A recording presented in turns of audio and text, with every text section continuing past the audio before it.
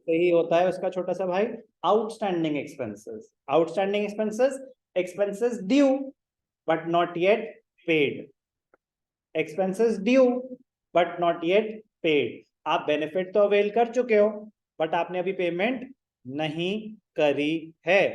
अगर आपने पेमेंट अभी करी ही नहीं है तो क्या ये करंट पीरियड का एक्सपेंस माना जाएगा? हाँ कि ना?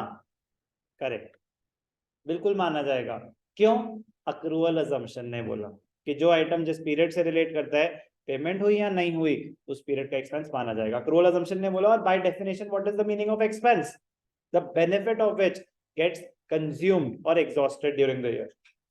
पेमेंट हुई या नहीं हुई उससे फर्क नहीं पड़ता। ठीक है sir. It is an expense that has been incurred during the year but has not been paid. Expense incur होना मतलब आप तो बेनिफिट अवेल कर चुके हो, एक्सपेंस इनकर तो हो चुका है, पेमेंट अभी नहीं हुई है। क्लियर? एग्जाम्पल कराओ सर। ठीक है बेटा, खुद ही करना पड़ेगा तुम्हें। Salaries per month 20,000, salaries have been paid for 10 months only. अब सर यहाँ पे तो हमें थोड़ी ना बताया है कि एम्प्लॉई ने कितने महीने काम करा, तो वो इम्प्लाइड है। वो इम्प्लाइड है कि आप पूरे साल की अकाउंटिंग कर रहे हो, तो एम्प्लॉई ने पूरे साल काम किया था, आपने 10 मंथ्स की ही सैलरी पे करी है। Calculate the expense for the year and also the amount of outstanding salaries. तो आप बताएंगे बेटा सैलरीज पेड कितनी है? Very good. 20,000 पर मंथ और 10 मंथ्स की हमने पे कर दी, 2 लाख तो सैलरीज पेड है। उस पीरियड का एक्सपेंस कितना माना जाएगा? 2 लाख या कुछ और? जल्दी बोलो, ट्राई करो।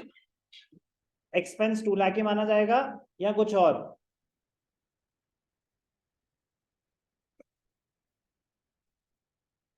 हाँ तो सर 2 महीने और भी तो काम कराया, उसका बेनिफिट भी तो हम अवेल कर चुके हैं, पेमेंट तो नहीं हुई, तो फिर आपको क्या ऐड करना पड़ेगा? आपको ऐड करना पड़ेगा आउटस्टैंडिंग सैलरीज। आउटस्टैंडिंग सैलरीज क्योंकि आपने बेनिफिट तो अवेल कर लिया है। तो कितनी है आउटस्टैंडिंग सैलरीज? कैसे कैलकुलेट होगा जल्दी बताएं। पर मंथ सैलरी 20,000 है, कितने मंथ की ड्यू है? 2, तो आउटस्टैंडिंग सैलरीज कितनी हो गई? 40,000। आउटस्टैंडिंग कितनी हो गई? 40,000। I repeat the question, current period का एक्सपेंस कितना माना जाएगा? 2 लाख या 2,40,000? Sure, be loud. 240, 240 करेक्ट। तो ये क्या हो जाएगा? Expense for the current year will be debited to the trading and profit loss account. जो भी एक्सपेंस है वो डेबिट ही होता है trading and profit loss account को। 40,000 का क्या करेंगे? ट्राई करना है। रिमेनिंग नहीं, इसमें आ चुका है 40,000। जो ये आउटस्टैंडिंग सैलरीज हैं इसको कहाँ दिखाएंगे? क्या अलग से कहीं दिखाएंगे? बट सर हमने तो 240 पूरा दिखा दिया, बट 40 अभी पे नहीं हुआ ना, तो 40 की ट्रीटमेंट बाकी है। ट्राई करने दो।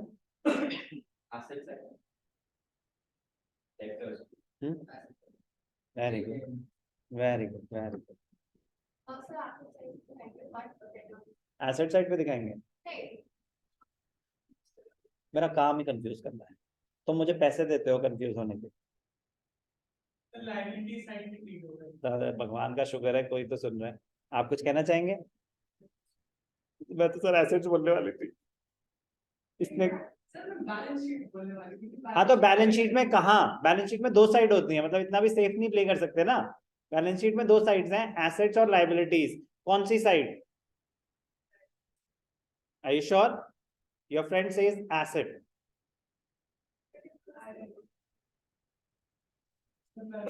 श्योर? नहीं जाना चाहेंगे इन लोगों के साथ? श्योर? क्यों ऐसे इनके साथ कर रहे हो? ओके, ये क्या है? Outstanding salaries. Can you define outstanding salaries? have to pay, still not paid. Is it an asset or a liability? तो why did you say? नहीं तो why, मैं कह रहा हूं क्यों थे।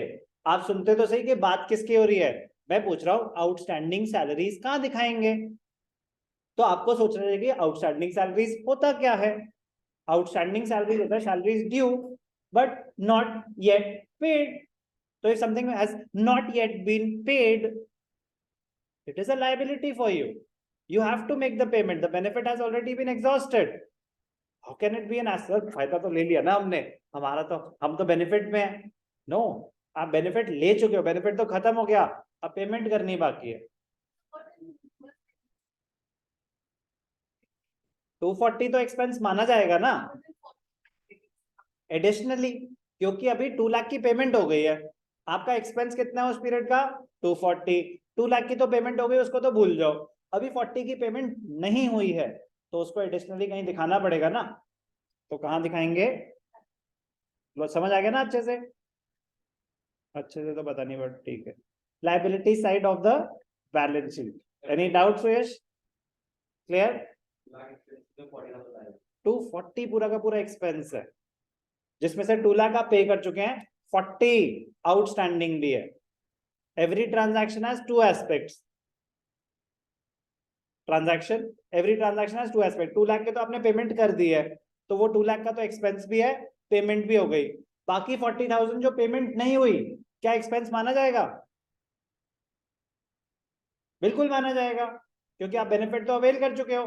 तो आपका टोटल एक्सपेंस हो गया 2 लाख प्लस 40. क्योंकि उस 40 की अभी पेमेंट नहीं हुई, तो एक लायबिलिटी क्रिएट हो जाएगी. 40,000 का बेनिफिट अवेल कर चुके हो कि नहीं? 40,000 हमने अभी पे एम्प्लॉई की 2 महीने की सैलरी पेंडिंग चल रही है, तो वो काम कर चुका है कि नहीं? तो बेनिफिट अवेल कर चुके हो कि नहीं? तो अगर बेनिफिट अवेल कर चुके हो, तो उस पीरियड का एक्सपेंस माना जाएगा कि नहीं? तो इसलिए 2 लाख तो पेड है, 40 जो अनपेड है वो भी करेंट पीरियड का एक्सपेंस माना जाएगा. तो फिर तो गलत हो जाएगी ना अकाउंटिंग. फिर तो उस पीरियड के एक्सपेंसेस आप गलत दिखा रहे हो, करेक्ट प्रॉफिट और लॉस नहीं आएगा. आपने उस पीरियड में बेनिफिट कितना अवेल करा? अगर मैंने एम्प्लॉय से काम कराया 2022-23 में और सैलरी पे करी 23-24 में, तो अगर 22-23 में एक्सपेंस ना दिखा के 23-24 में एक्सपेंस दिखा दूं, तो 23-24 का प्रॉफिट भी गलत आएगा और 22-23 का भी गलत आएगा प्रॉफिट. ऐसा ना? चलो, क्लियर है? Prepaid expenses, outstanding expenses and expenses.